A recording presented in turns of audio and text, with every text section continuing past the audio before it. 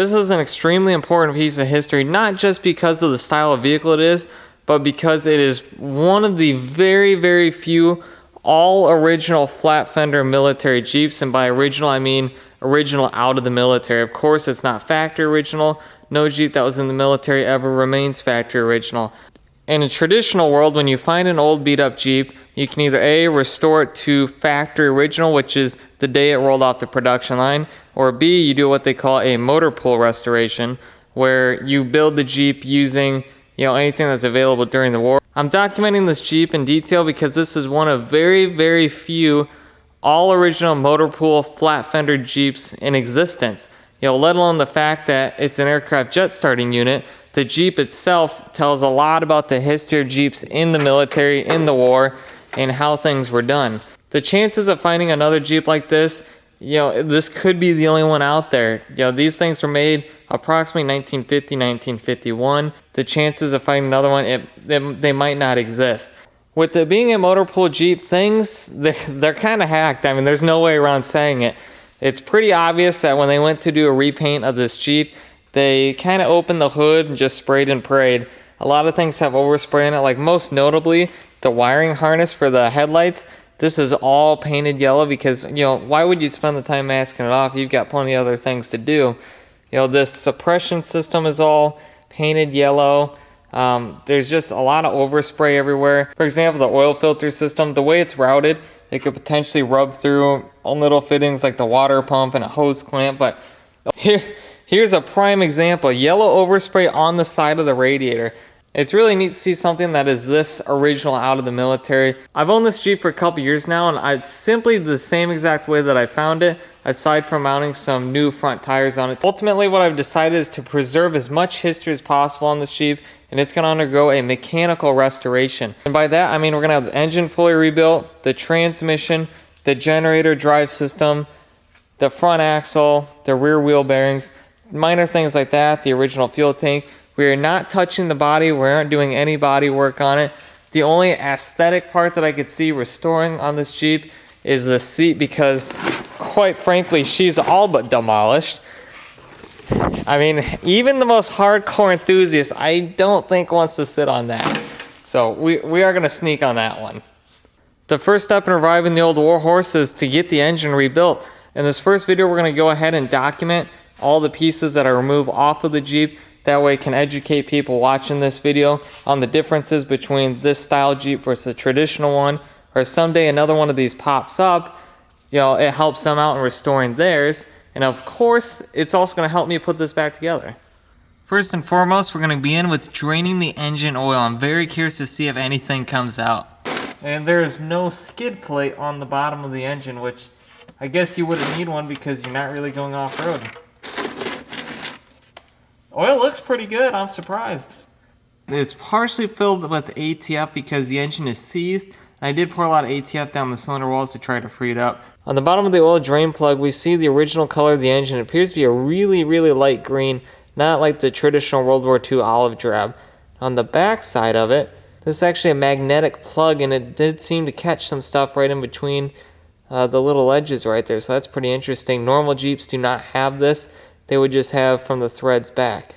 On the passenger side of the engine is a drain for the antifreeze. I've already gone ahead and loosened this and nothing has come out, so I'm going to go under the assumption there is no coolant in the engine. The first step of our radiator removal is to actually unhook the headlights from the chassis harness. This is done by this little junction box right here on the side of the fender. We are not taking the fenders off of this Jeep simply because they're welded on. I'm not making this up. They really truly are welded on the side, which doesn't make any sense because they're bolted all the way back here. I'm assuming they might have got a little flimsy and they're just like, screw it. When we take these off, I'm going to go ahead and label top, middle, bottom. That way we put them all back in the same spot. On a Willys Jeep grille, there are 3 bolts on the side, one up here. That's kind of hard to get to. One right here, one right here. Then on the bottom of the grille, there's one through here, one here. Same thing on the passenger side. Those are bolts that are vertical that keep it down on the frame, while these side bolts more help align the fenders. After looking over here and seeing the bolts of that original yellow overspray, I almost can't even bring myself to put a wrench on those. I'm going to see if we can't just pull the radiator out. That should give us enough room to get the engine completely pulled out without having to remove the grille. The next step is going to be removing the engine fan, which is simply 4 bolts on the front. Then I'm going to remove this crossbar right here that keeps the radiator centered on the top. Obviously the radiator hoses, and then the last part of the radiator, you come underneath here. There's a bolt right there, one over there. There is a little piece of rubber insulation on there.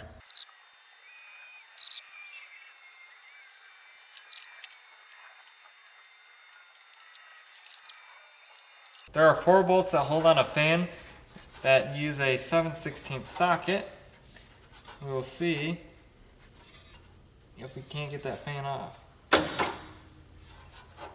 Be extremely careful not to punch through the radiator fins. That was a little sticky, but didn't take much force. This is a lower radiator hose that goes to the water pump of the engine down here. I loosened this hose clamp. There's actually a sticker here from the hose still. A lot of that green underneath the water pump too. And a little bit of visible. Oh man, that is rusty. Yeah, there's chunks of rust coming out of there, folks.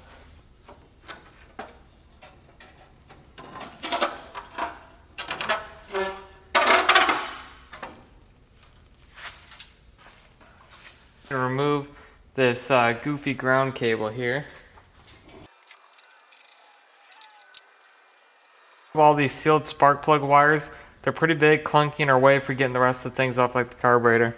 A traditional plug wire will just clip right into the distributor. Now on the military style, these are actually threaded on, similar to how an aircraft distributor would be. This keeps everything watertight, and it prevents radio frequencies from interfering with each other and putting static on the radio. You can see right there in detail just how high-tech these plug wires are.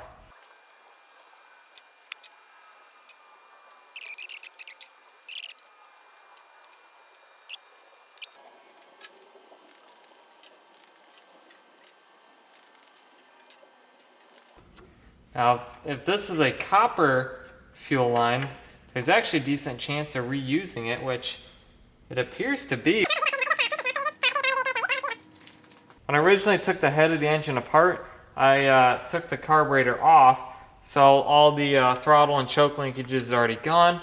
This is a piece of throttle linkage that goes to the governor assembly right here, and in the end of it is a spot for a screw, Phillips, and then you can just pop it off like that. And I will thread this back in, that way it can't accidentally fall out, and then it'll be with the governor. And then to hold the carburetor on, there are 2 9/16 bolts. With the carburetor off, we'll go ahead, we'll pull the governor off next. You might be wondering why I'm pulling all the accessories off this engine while it's still in the Jeep. It's simply because it's a lot easier to do this while the engine's still stationary. When you've got it on the floor and a skid ready to go off to the machine shop, it's just a lot harder to hold everything down while you're moving all these pieces.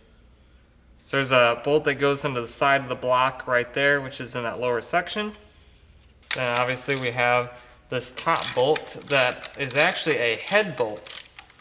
Take that, the one we took out earlier. The governor is now free. There we have it. Similar to the ignition, the generator also has some suppressed wiring, and this is on by a military style clamp. We got to go ahead and try to twist this off. This connector is loose, so we just twist it off and it should just pop right out there. I'm gonna be really careful. This stuff's so old that you don't want to be moving around and trying to kink it too much. Unfortunately, this plug's being a little bit of a pain, so what we're going to do is just kind of thread that back on lightly, and then we're going to actually just set the generator up here on the battery tray for now. To unhook the generator from a Jeep, there's a bracket that's bolted to the front of the engine and the back of the generator. This is what's used to adjust the belt tension on it. So we got that pulled off. There are also 2 bolts on the bottom of the Willys generators, and they're kind of goofy looking. And truthfully, I don't know if it's the best way they could have done it. They're shaped like this. This is where rubber bushing goes, and then this is where you just tighten the bolt. And they're kind of hard to push in and out. So we've got our 2 generator bolts.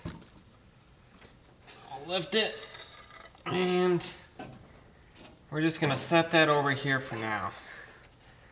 Don't want to scratch our paint, do we? So that'll be out of the way, and then we can deal with that later. The moment we've all been waiting for. Look at this. Oh, just crunching off. Just crunching. It's keeping its form. That's hilarious. Oh, this one, same thing? Yeah. Yeah, look at that. We're gonna play a Willys enthusiast favorite game. Will the distributor come off?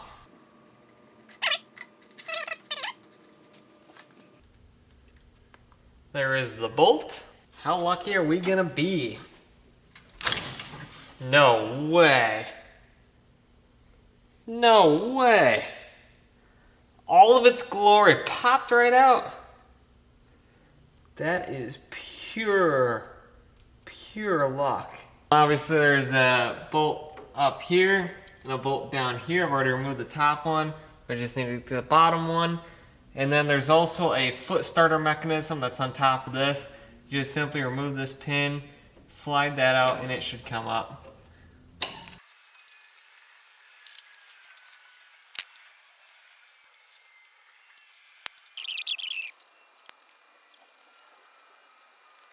This is an oil drain line that comes from the bottom of the filter. It takes 1 wrench to keep the hose steady from getting twisted up, and then 1 wrench to loosen the actual nut on the bottom. Not that we're going to be reusing this hose, but it's nice to keep it all intact. That way when we go to reproduce it, we know exactly how long to make it and with what fittings.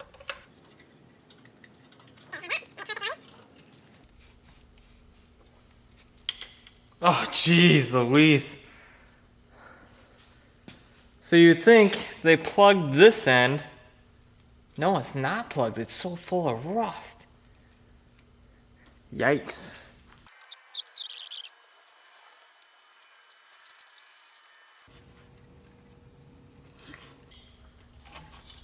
Oh, man. Look at all that. Oh, it's not good.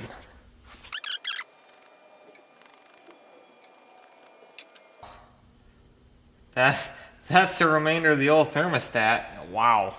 The way this fuel line is set up, we need to yank the line off up here. That way we can disconnect it at the pump itself. Because this has a swiveling fitting, while on the pump area, the fitting does not swivel, and it appears that the hose needs to be twisted on.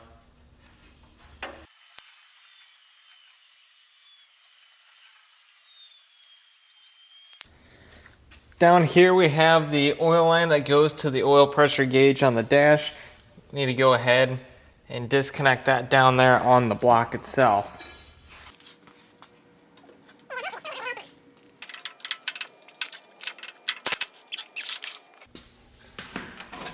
Come on, there we go, there we go. All the bell housing bolts that go around the whole bell housing to the transmission. We'll go ahead, yank those out. The gas pedal linkage actually connects back behind the engine, and there's a little cotter pin that connects the pedal linkage to the engine linkage. Unfortunately, that cotter pin just would not come out at all, so what I've done is actually unbolted the linkage from the back of the engine.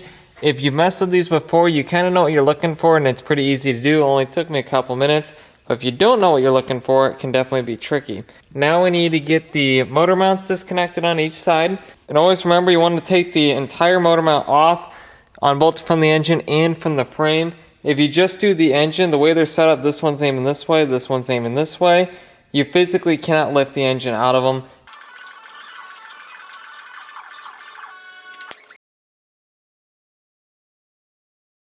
Like I said in the beginning of the video, there's tons of imperfections when you're dealing with the motor pool type vehicle. And what I've come across now is that the brake line, which runs through the middle of the motor mount, the brake line is right up against the head of this bolt. So I can't exactly push it out without moving the brake line just a hair. The engine is 100% disconnected from the chassis. We've got all the belt housing bolts out, motor mount bolts out, all the oil lines and cables and generators and pulleys and etc. All that is disconnected. And we're going to go ahead, put some ratchet straps around the engine and see if we can't lift this thing out with the grille in place.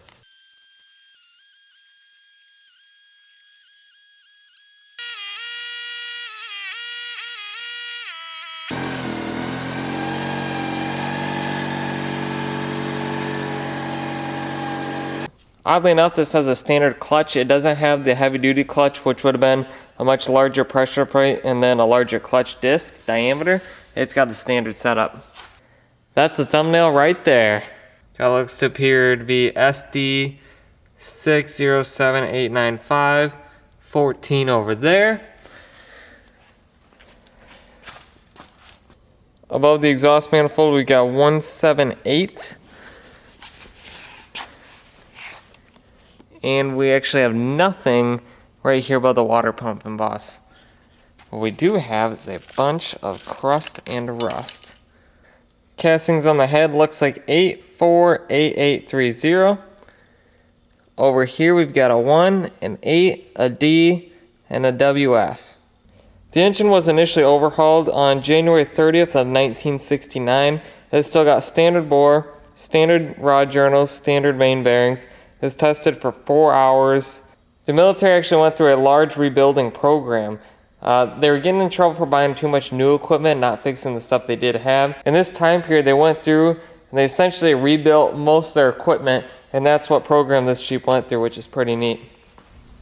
We got the engine out of the old grille. We didn't break a single nut, bolt, we didn't strip anything, nothing got rounded off. As far as engine removals go, this is probably one of the smoothest that I've ever done. I was extremely careful about putting every single nut and bolt in its respected spot. Make sure to label it when you remove it.